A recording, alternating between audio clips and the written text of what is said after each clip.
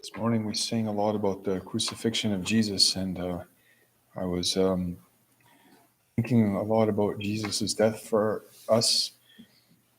And I think sometimes maybe if we've been Christians a long time, we might have heard this story so many times that it's not very fresh for us. It's something like an old story. It doesn't really touch us and doesn't really affect us. And I was listening to this song recently and in Romanian, and it was saying, tell me once again, Jesus, tell me how it was your sacrifice for us.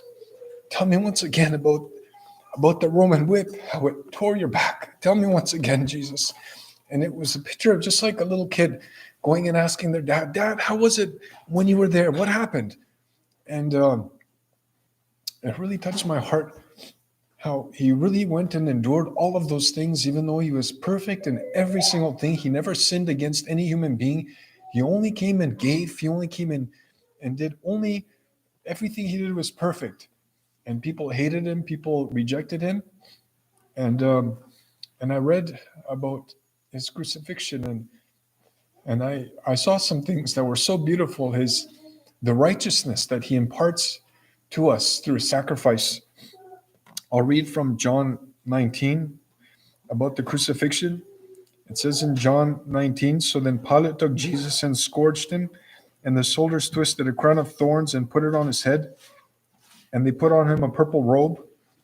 The color purple back in the days was very symbolic of, it was a very regal color. It was a color that was very difficult to reproduce. They didn't really have cheap dyes like they do now. They had to take certain mollusks from the sea that had a certain dye in them, and they had to take a whole bunch of these and harvest them from the sea. And after gathering a whole bunch of mollusks, they were able to extract a little bit of purple dye from each of them, and that's how they would go and they would dye an item of clothing. And the color purple was extremely expensive to have in an item of clothing because it was just so difficult to harvest and to get. So it was only kings that would wear the color purple. And that's why they said that they put on him a purple robe, because they were basically mocking him. They're saying, you think you're a king? You think you're all that? Then they said, Hail, King of the Jews! And they struck him with their hands. Pilate then went out again and said to them, Behold, I am bringing him out to you, that you may know that I find no fault in him. Then Jesus came out wearing the crown of thorns and the purple robe. And Pilate said to them, Behold the man! Therefore, when the chief priests and officers saw him, they cried out, saying, Crucify him! Crucify him! Pilate said to them, You take him and crucify him, for I find no fault in him. The Jews answered him, We have a law, and according to our law, our own law, he ought to die, because he made himself the Son of God. Therefore, when Pilate heard that saying, he was the more afraid, and went again into the praetorium and said to Jesus, Where are you from? But Jesus gave him no answer. Then Pilate said to him, Are you not speaking to me? Do you not know that I have power to crucify you and the power to release you? Jesus answered, You have no power at all against me, unless it had been given to you from above. Therefore, the one who delivered me to you has the greater sin. From then on, Pilate sought to release him, but the Jews cried out, saying, If you let this man go, you are not Caesar's friend. Whoever makes himself a king speaks against Caesar. When Pilate therefore heard that saying, he brought Jesus out and sat down in the judgment seat in a place that is called the Pavement, but in Hebrew, Gabbatha. Now it was the preparation day of the Passover, and about the 6th hour. And he said to the Jews, Behold your king. But they cried out, Away with him, crucify him. Pilate said to them, Shall I crucify your king? The chief priests answered, We have no king but Caesar. Then he delivered him to them to be crucified. Then they took Jesus and led him away. And he, bearing his cross, went out to a place called the place of the skull, which is called in Hebrew Golgotha, where they crucified him, and 2 others with him, one on each side, and Jesus in the center. Now Pilate wrote a title and put it on the cross, and the writing was, Jesus of Nazareth, the King of the Jews. And many of the Jews read this title, for the place where Jesus was crucified was near the city, and it was written in Hebrew, Greek, and Latin. I'm going to skip a little bit. And verse 23. Then the soldiers, when they had crucified Jesus, took his garments and made 4 parts, to each a soldier a part, and also the tunic. Now the tunic was without seam, woven from the top in one piece. They said therefore among themselves, Let us not tear it, but cast lots for it, whose it shall be, that the scripture might be fulfilled, which says, They divided my garments among them, and for my clothing they cast lots. Therefore the soldiers did these things. Now there stood by the cross of Jesus his mother and his mother's sister Mary, the wife of Clopas, and Mary Magdalene. When Jesus therefore saw his mother and the disciple whom he loved standing by, he said to his mother, Woman, behold your son. Then he said to the disciple, Behold your mother. And from that hour, that disciple took her to his own home. I was thinking about this, and I was thinking about how incredibly much he suffered. And when he was on the cross, and if you think of this suffering, that whenever a person in our home, let's say, is very sick, let's say that they got a sickness and or they had an accident and they're in bed, nothing is really expected of them. People always go and cater to them. People always go in and help them. People always go make them the food. It's almost like they kind of step up and help. I remember even when my wife was pregnant, it was surprising to see even our daughters who were so young, my oldest daughter, 8 years old, and they did so many things. They would clear the table. They would throw things in the garbage. They would wipe everything. They would clean the home every day, day after day. We never even told them to do that, but they saw that my wife, it was hard for her to move, and they stepped up, and it was such a blessing to see that without us even telling, but they saw a need. And it's the same thing with Jesus. He was on the cross. If you think about it, he was whipped.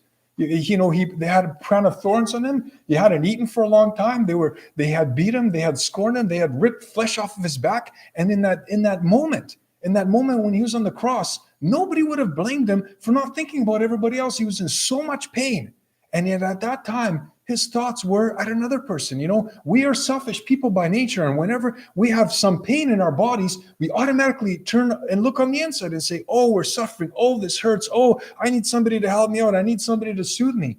But Jesus, in that moment when nobody would have accused him for thinking about himself and trying to get some relief from his pain. He was thinking about his mother. He was thinking about the fact that she never, now he was the eldest son, and scholars say that likely, Joseph would have been dead at that time. And yet his thoughts were not about his pain. His thoughts were thinking about my mom. She's not going to have anybody to take care of her. And so that in that moment of extreme pain and anguish, she went and actually said to the disciple, Behold, this is your mother. In other words, he was saying, from now on, treat her as your mother. In other words, take care of her. And he said to his mom, this is your son now. So now I can't be here to help you anymore. Now it's you that has to go and help my mom. And Mom, this is your son. And I just thought about how that's so beautiful that many times, let's say, for example, that we feel if we've dishonored our parents, if we've not treated them like the way that we should. And Jesus said that he clothes us with the robes of righteousness. And when Jesus and God looks at us, he looks at us with that righteousness as if we were on that cross and we did that to our mothers. It's a perfect answer. How much more of a way that Jesus couldn't have honored his mother more. In the time of his most severe pain and suffering and anguish, he thought about his mom and he thought about taking care of her needs. And I thought about that and I said, Jesus, you look at me and I come before you and I ask for your forgiveness, and you look at my answer on the test of, honoring my parents, and you see the things that I did wrong and that I did not do right. And you look at your answer that you gave when you were suffering and, with your mother, and you take your answer and you copy and you paste it on my answer. And now my answer is perfect. And when God looks at my answer, he sees that righteousness that Jesus had. It is so perfect. There's nothing to improve on it. And when he sees me, he sees that.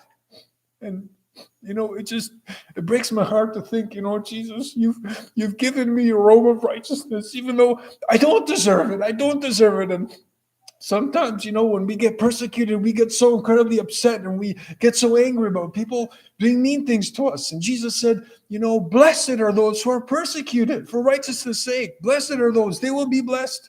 Good things will happen to them. But what we have to do is we have to endure persecution. And I thought about that. It's so hard for us to endure persecution when somebody says something about us, when a manager blocks, you financially and says things about you that she doesn't like, to other people, and maybe, gets people to be against you. And it's so hard to endure that. And I say, Jesus, you've endured it.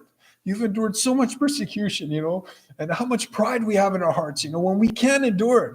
And I just say, Lord, let me always remember how you endured persecution on the cross. And Jesus tests us in these things. He allows persecution because he wants to use us. He wants us to have a life that is useful for him.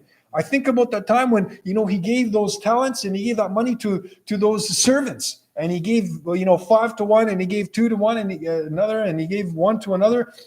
And the one that had 5, he doubled it and he got 10. The one that had less, he had 2, he doubled it. And then he came to the one that had only 1. And then he said, what did you do? And he says, God, I knew you were a hard master. I knew you were hard. You go and you reap where you haven't sown. You go and you reap where you haven't sown. Like, you're a very hard taskmaster. And you know what God says? He said, you knew I was that. And because you knew I was a hard taskmaster, why don't you go do something about it? And it's the same thing with us. God, we have these expectations to be treated so nice, for everybody to treat us fairly, I mean, if there's one person that deserved to be treated fairly, it was Jesus, because he never sinned against anybody. He never did a single wrong thing against anybody. Everybody misunderstood him. Everybody rejected. And it said that even his own people, the people that knew him, like his disciples and the women that were followers of him, it says that they stood at a distance. It actually says in the Bible, they stood at a distance when he was crucified. It's like they didn't even want to get associated with him, But Jesus is a hard taskmaster. And if we can endure a little bit of persecution, that he just puts a little bit of fire into our lives. And all of a sudden we're like, God, why is this happening? And we just break down. And he says, well, how can I use you?